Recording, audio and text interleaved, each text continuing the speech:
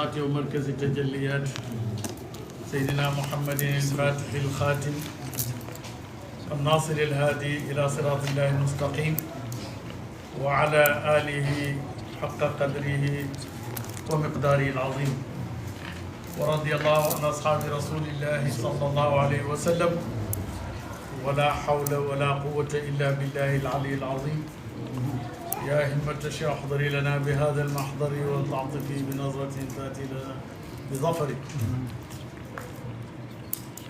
Chers frères en Allah, chers condisciples,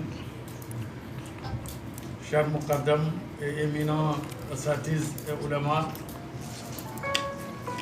au nom des membres de la famille de Maulana Cheikh ici présents, je tiens à vous dire en termes islamiques, Assalamu alaikum wa rahmatullahi wa barakatuh.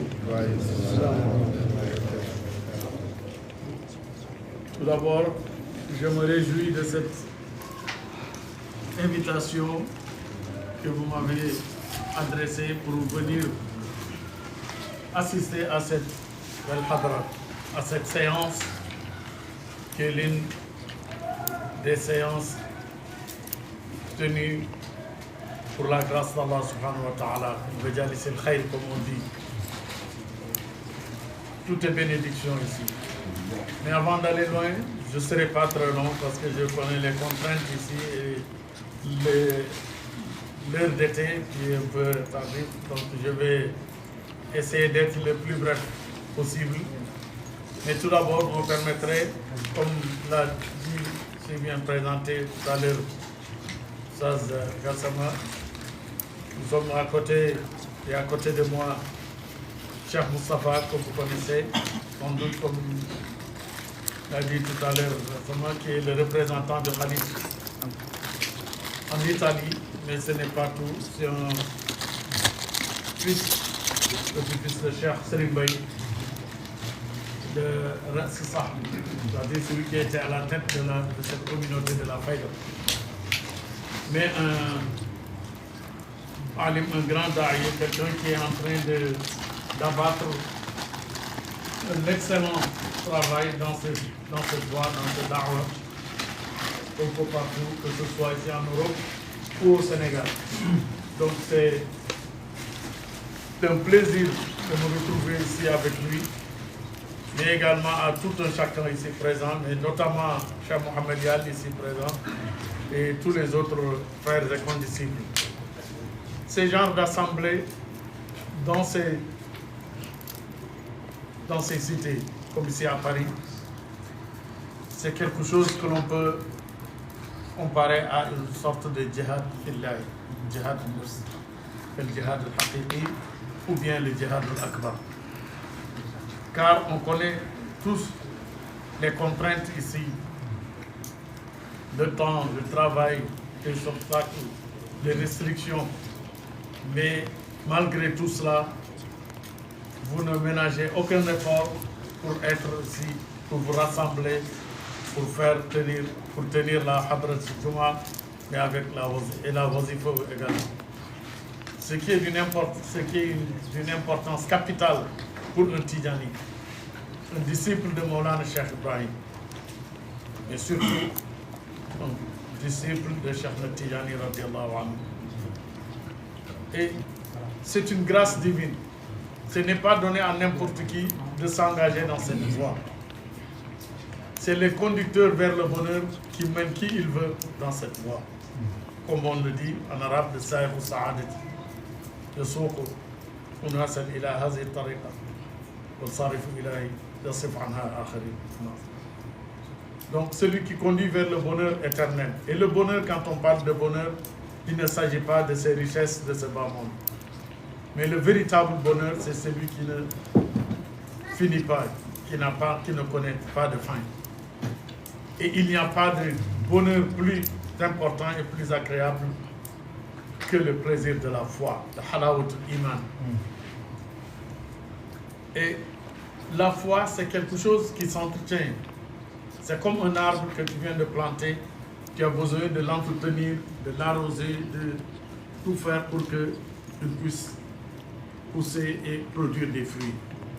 Ainsi, la foi en Dieu également. Et le prophète sallallahu alayhi wa sallam avait l'habitude de dire Jaddidu imanakum bi la ilaha illallah.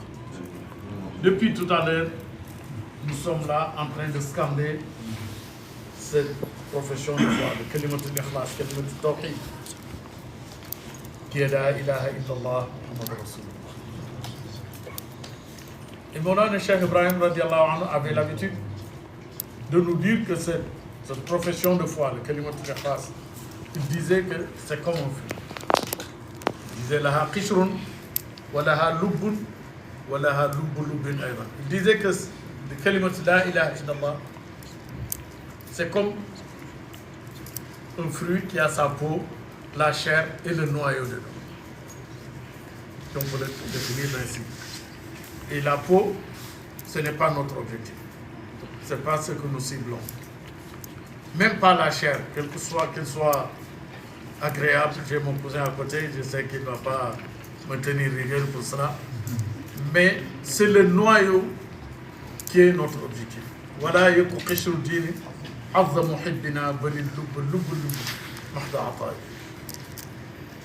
ce qui est important dans ce vers, c'est surtout vers la fin.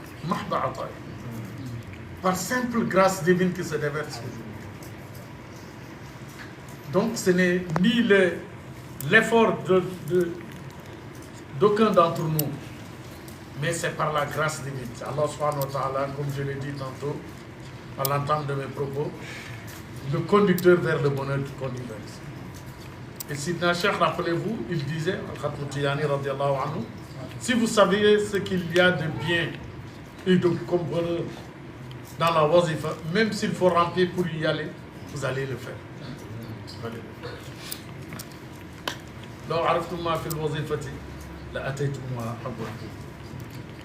Donc, c'est pour cela que je vous félicite et vous encourage de continuer dans cette voie.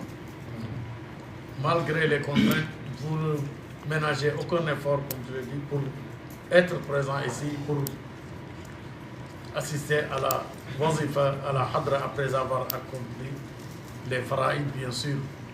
Et c'est ça qui est bien de disciple. Et Sidna Cheikh nous disait que le but, que ce soit le but de l'azim, du matin, du soir, ou la wazifa, ou le zikr al-jumu'ah, c'est comme la prière. Donc, ce qui veut dire qu'il faut le maximum de concentration, le maximum de sérieux et le maximum de présence, de présence d'esprit. Car il ne s'agit pas de la mission. Et Cheikh Ibrahim radiallahu anhu avait l'habitude de nous dire notre affaire là, c'est du sérieux. C'est du sérieux. Et le zikrullah, c'est quelque chose pour l'arif qui a ses dimensions. Il y a le zikr bil lisan, le zikr bil qalb et le zikr bil qalb. Le fait de formuler la ilaha illallah, tout cela est dans le monde. Qulillah thumma dharhum fi khawdin yal'abun. Fa'lamu la ilaha illallah. Ensuite, une autre dimension, shahid Allah, shahida. Une autre dimension beaucoup plus élevée. Shahid Allah, la ilaha illa huwa al-malaikatu qa'iman bil qist, la ilaha illa huwa al-hakim.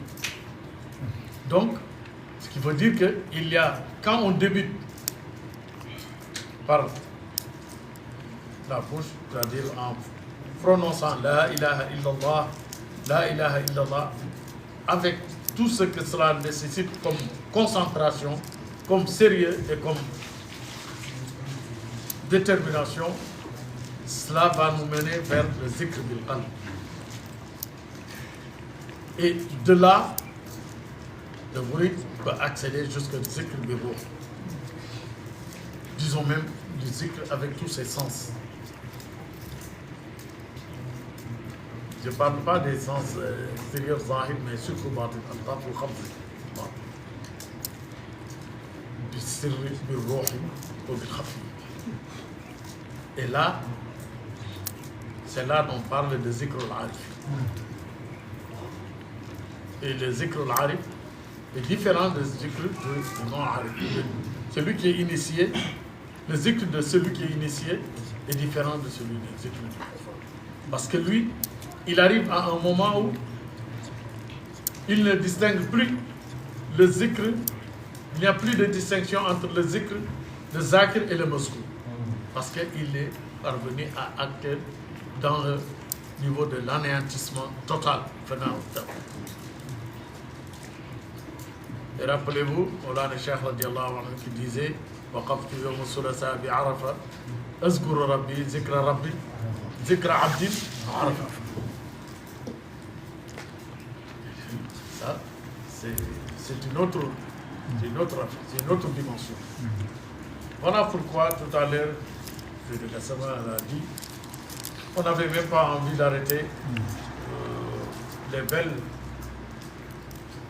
qu'on entendait tout à l'heure avec les douanes de maître de Al Khatm Tijani radiallahu anhu.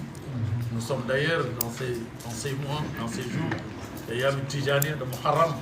On connaît ce qui s'est passé avec Mawlana Al Khatm Tijani et on va vers le mois prochain de Safar.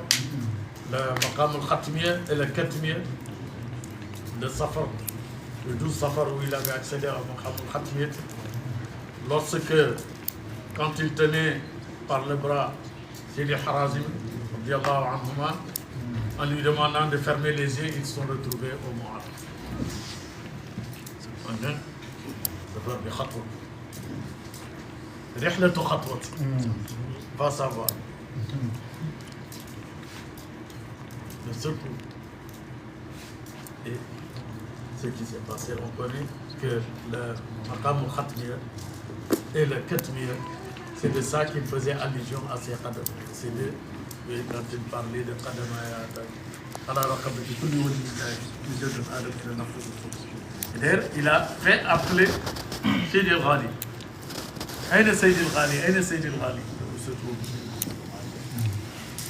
Les gens sont allés chercher. Sidi al-Ghali avait cette spécificité, ce privilège que Sidi al-Khatm Tijani lui faisait le Mubassat.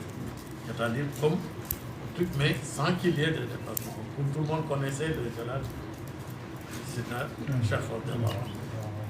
Mais quand il a formulé ses propos, il a dit Khadamaya Hassan, il lui a demandé à Sidna Cheikh s'il était en état de veille, de sahou, vraiment de conscience totale, ou bien il est dans un état second, dans un autre hal. Lui dit que, au contraire, plus bien veillant, il lui dit que, attention, cela a été formulé par Sidi Abdul Jil. Il lui dit que non, j'ai lui parlé de Khadam, de Serbier, et des temps, même de son temps. Des walis de son époque. Mais moi, je parle de mes deux, faisant allusion au Khatmiya et Katmiya. Quand il disait de Sidi Jili et Sidi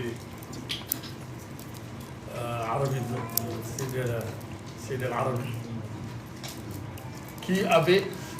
à qui on leur avait montré le maqam.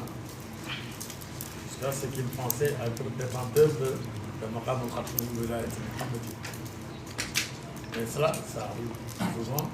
Il y a toujours des éléments, des annonciateurs, des gens qui viennent pour annoncer que le véritable détenteur va arriver. Mais eux, ils ont juste eu une vision de ce maqam, mais ils n'étaient pas le véritable détenteur. Mais c'est plutôt Sidna Cheikh qui parle de Miladul Adam et le Nafkhatul Sur. Donc ça, c'est... Donc je reviens un peu sur le zikr. Je m'excusais de cette digression. J'ai voulu commenter le beau poème que nos frères viennent de nous vraiment aider avec cette belle voix et cette belle rencontre, vraiment nous leur en félicitons et prions Allah subhanahu wa ta'ala de maintenir leur voix et de continuer. Et quand le doigt de Cheikh se réalise sur eux quand il dit alayhi salatullahi wa salamuhu wal yaqbal amdahi wal taqbal man yahki. Qu'Allah nous gratifie tous et ceux qui sont présents.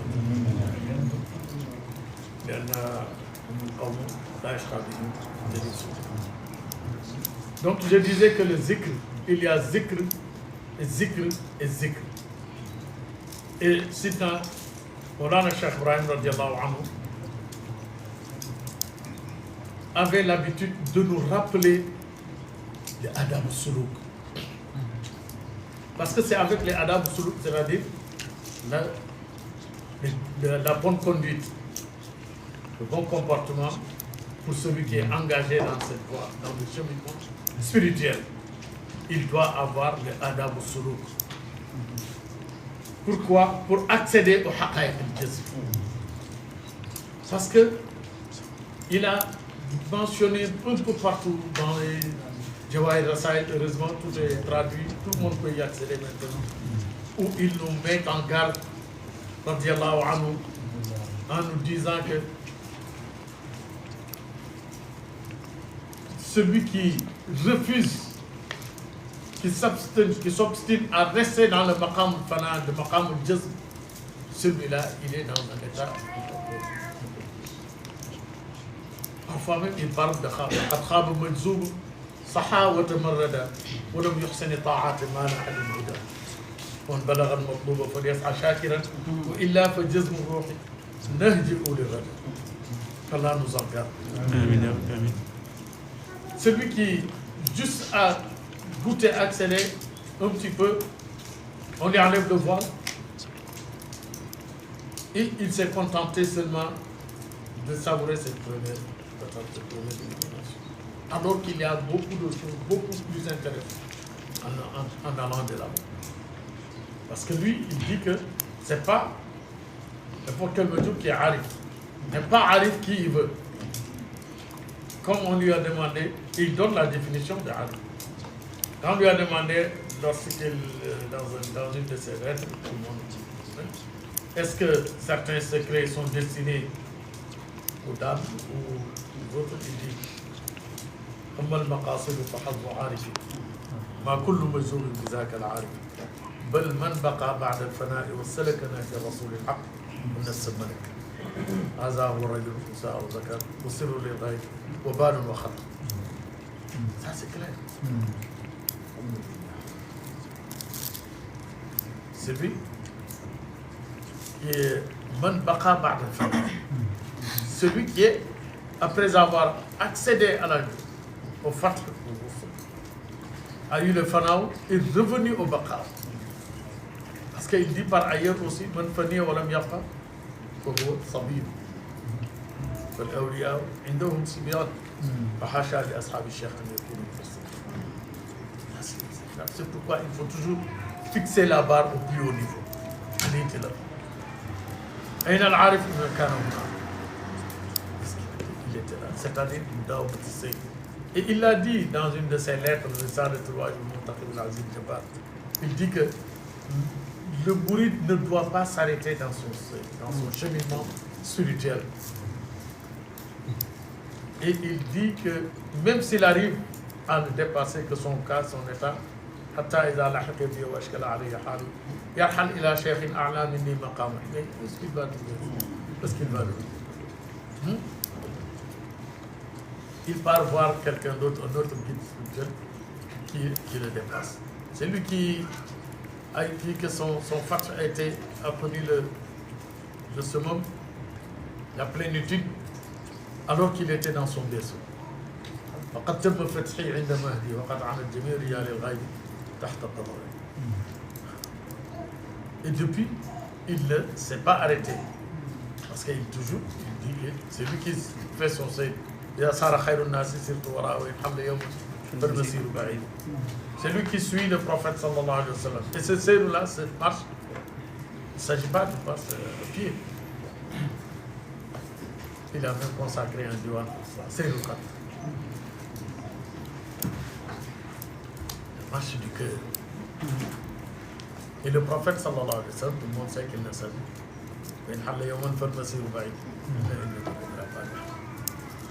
C'est sans retour. Sans retour. Quand on a un guide comme celui-ci, comme Moulana Cheikh radiallahu anhu, on ne doit pas rester en arrière. On doit fixer la barre au plus haut niveau. En tout domaine, à tous les niveaux, dans tous les domaines. À tout point de vue, on ne doit pas rester. Que ce soit celui qui disait que Cheikh fi zahiri al-kitab wa sunnah wa Cheikh fi al-batin Cheikh Tijani dont il ne se sépare même pas un instant. Où est-ce qu'il peut trouver quelque chose qui n'a rien à voir avec le adab suluk? Donc, voilà pourquoi tout le problème réside également dans la méthode de faire la tarbiyya, de l'éducation. Et Cheikh, il a été très clair. Si vous voyez que nous nous entretenons un peu sur le manhaj, la doctrine de Moulana Cheikh Ibrahim, sa voix, parce qu'il est important, parce qu'aujourd'hui on assiste à beaucoup de dérives, de comportements, qui n'ont rien à voir avec la voix de Moulana Cheikh Ibrahim, qui était très ancrée et très radicale dans la sunna du prophète sallallahu alayhi wa sallam, et qui était très respectueux des recommandations du Coran. Le Coran, celui qui dit que c'est deux chefs sur le plan zahir, c'est le Coran et la sunna. Et Cheikh Tijani dont il ne se sépare pas. Celui-là, quand tu as un guide comme ça, il ne faut pas prêter le flanc.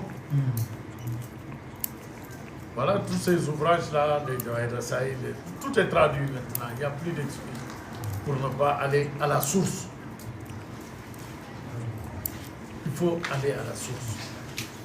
Ne vous contentez pas des petits. Cheikh a tout écrit, tout dit, les cassettes, les audios sont. Il n'y a plus d'excuses pour cela. Et maintenant, les traductions sont disponibles. Alors, voilà pourquoi, et sa doctrine, lui, il est clair. Il dit que lui, pour lui, la tarbiyya, c'est débarrasser le nefs al-amara bi-su'i, bien sûr. Le nefs qui est ordonnateur du mal. Le nefs pécheur, l'âme pécheur. Donc, il takhlis le nefs en kulli ma siwa Allah, tabaraka wa ta'ala, wa taslimuhu lillahi, tabaraka wa ta'ala, zahiran wa batinan. Ça, c'est clair. Il cherche à te débarrasser de ton ego. Parce que parfois, rappelez-vous, le nefs, il est tellement subtil, il nous tend toujours des pièges. Et Imam al-Busayri le disait,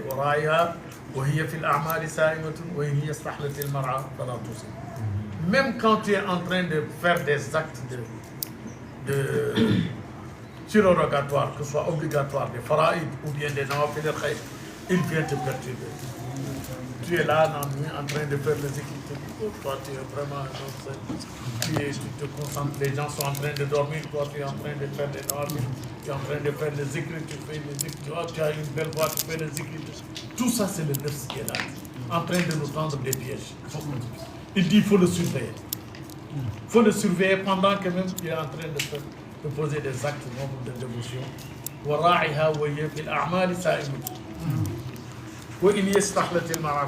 Même s'il te fait, le nefs te fait savourer, mais pas la haqiq, pas le roi. Ne le suis pas. Permettez-moi un peu en wolof, même si su fekkee ne daf lay neexal day gis ne mi ngi neex ci sa nefs, rejette tout. Ne te vois pas dedans.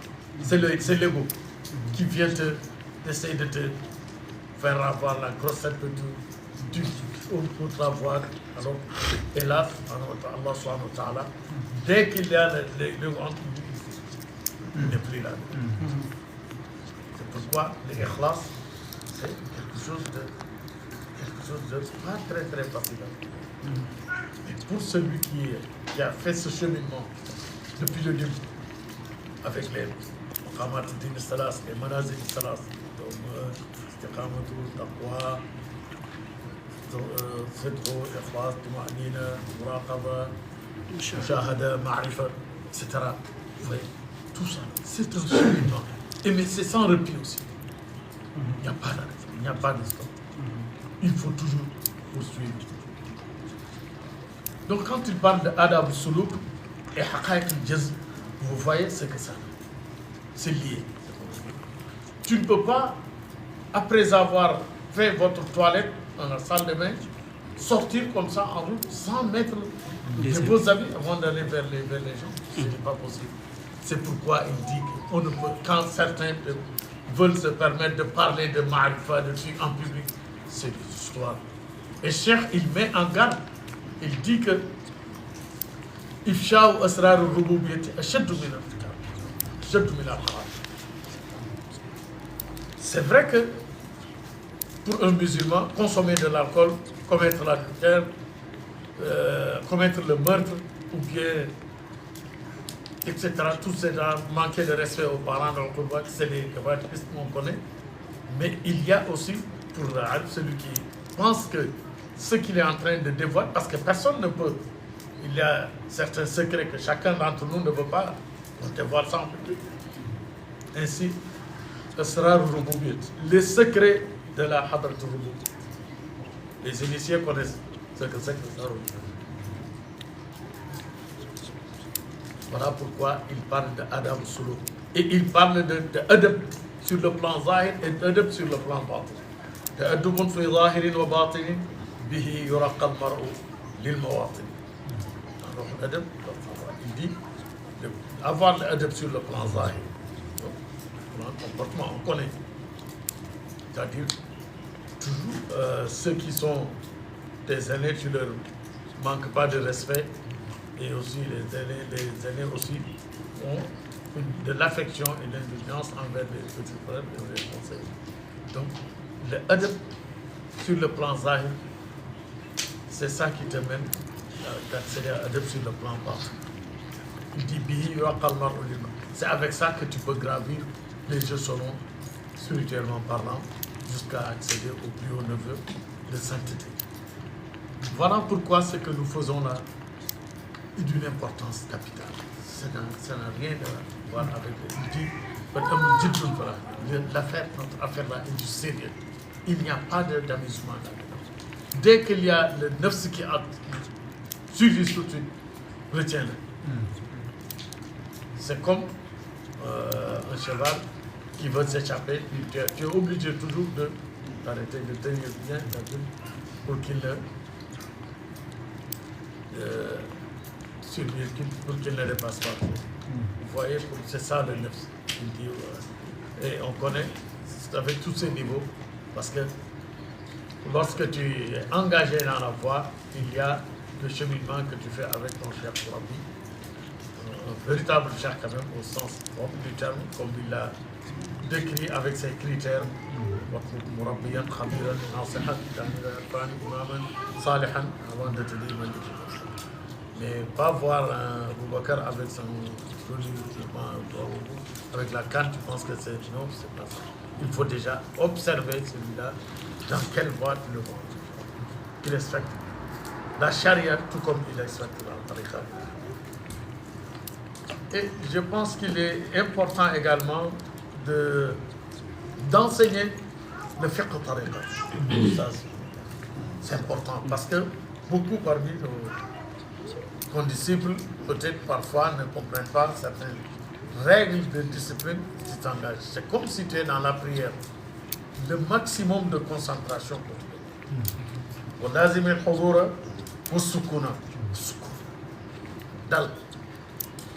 la concentration, mais la tranquillité, la quiétude.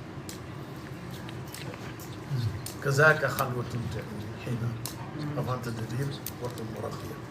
Donc vous voyez que Mawlana Cheikh radiallahu anhu, il est important de chercher à comprendre sa doctrine, son manhaj. Quand on a un guide comme celui-là, sur le plan spirituellement parlant, à tout point de vue, le Cheikh Kamil, le Cheikh le Cheikh Vijami Mara. Et il y a aussi l'historique de la Faïda. Il y a les premiers khulafa de Cheikh, ceux qui sont abreuvés les premiers, dont son grand-père, Cheikh Saïd Baye. Donc il disait qu'il est à la tête de la communauté. Vous voyez que il n'y a rien de hasard. La vérité se distingue totalement de ce qui est faux.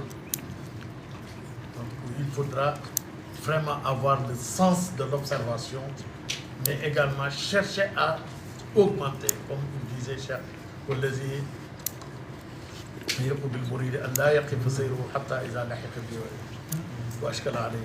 Donc il faut fixer la barre au plus haut niveau. Il ne faut pas se battre de la mesure. Ceci dit, je m'en vais également sur un autre volet, c'est par là que je vais conclure mon propos. J'avais dit déjà que je ne serais pas long, mais j'ai déjà un peu débordé. Mais il s'agit de ce rassemblement, c'est-à-dire de cet esprit fédérateur dont vous faites montre. Et il faut l'accentuer, il faut toujours encore ratisser le plus large possible. Fédérer tous les mouvements, toutes les zawayas, toutes les... Nous tous, nous sommes des disciples de Maulana Cheikh Ibrahim. Chacun a son zawiya. Mais cela n'empêche de nous rassembler, de nous organiser et de nous réorganiser davantage. Nous sommes dans un monde qui nécessite l'organisation, la discipline, mais également surtout le pragmatisme. Il faut le pragmatisme, c'est-à-dire poser des actes concrets. Cheikh Gasson vient de le dire tout à l'heure, il y a un peu plus d'une dizaine d'années, je me rappelle en 2015, c'était en pleine vogue, ce projet de Kervaï, qui peine un petit peu quand même à se réaliser, mais on sait que ça va se réaliser. Mais ne ratons pas le train. Il faut que nous fassions tous les efforts nécessaires pour faire partie de ceux qui ont réalisé ce beau projet, cette œuvre. Khidmatan lid-dini wa tariqati wa faydati wa sahibiha. Pour faire partie de ceux qui ont pu participer, apporter leur pierre à cet bel édifice qui sera la Zawiya de Cheikh ici à Paris. Ce sera une belle réalisation et l'histoire de l'Égypte. Donc, le sens de l'organisation, je pense que c'est quelque chose qu'on peut améliorer, en tout cas, dans la communauté. Parce que tout le temps, nous avons un guide qui était un visionnaire sans commune mesure. Parce que le moment où, dans les années 40, qu'il mettait en place cette organisation, à l'époque, personne n'y pensait. Celui-là même, à l'aube des indépendances, faisait partie des organismes islamiques internationaux dont certains il était membre fondateur. Je parlais de la Ligue islamique mondiale, l'Académie de recherche islamique en Égypte, beaucoup d'organismes internationaux. Quand on a un guide comme celui-là, il est inadmissible que nous soyons à la date. Nous restons derrière. Je pense qu'il est toujours temps de se relever, de faire de prendre un nouvel élan, de relancer encore une fois la réalisation, parce qu'à la réalisation de ce beau projet, de ce bel édifice qui, peut-être d'ici la date qui a été fixée, que tout se réalise dans les meilleures conditions, avec la bénédiction. Il est vrai qu'il y a certaines difficultés, ça et là, des contraintes, mais tout cela c'est entre les mains d'Allah subhanahu wa ta'ala. Nous prions Allah donner tous les moyens, matériels, financiers, pour que tout ce que nous puissions réaliser, nous parviendrons à le faire. Et il y avait un grand homme politique, un leader, qui s'étonnait, qui se posait la question de savoir comment une communauté si grande a rassemblé les fonds nécessaires pour la réalisation de ces projets. C'est quand même un peu bizarre, c'est quand même pas quelque chose qu'on ne peut pas comprendre. Il suffit que tout le monde s'y mette. Même si c'est 100 € chacun, quand on parvient à, par exemple,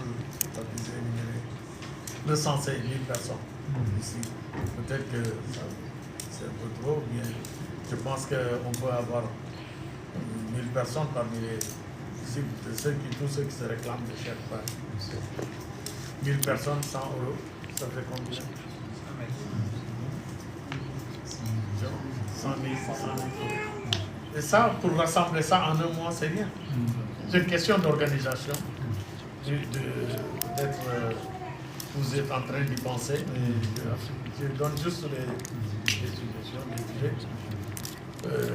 Pourquoi pas faire un fundraising, une levée de fonds, par exemple, mais avant cela, procéder à des contacts, mettre en place, par exemple, une base de données où il y a, par exemple, 100 personnes, 1000 personnes chacun essaie de donner.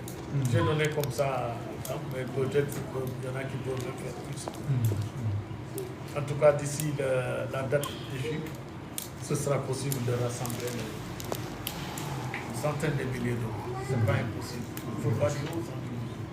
Mais quand il y a la...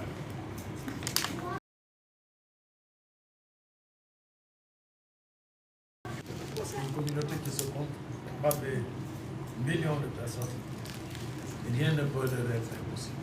Nous prions Allah subhanahu wa ta'ala, c'est lui qui a tout ça en ses mains, qu'il nous facilite tous ces projets et qu'il rassemble la communauté. En tout cas, essaye de ratisser large, de fédérer avec cet esprit fédérateur. Moi, je pense que beaucoup de choses pourront être réalisées.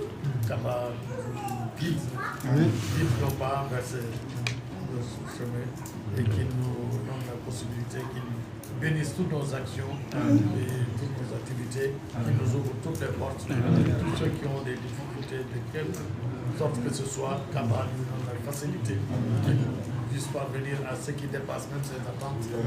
Allah est capable de vous dire je vais terminer en laissant Cheikh Moustapha pour saluer les récipients.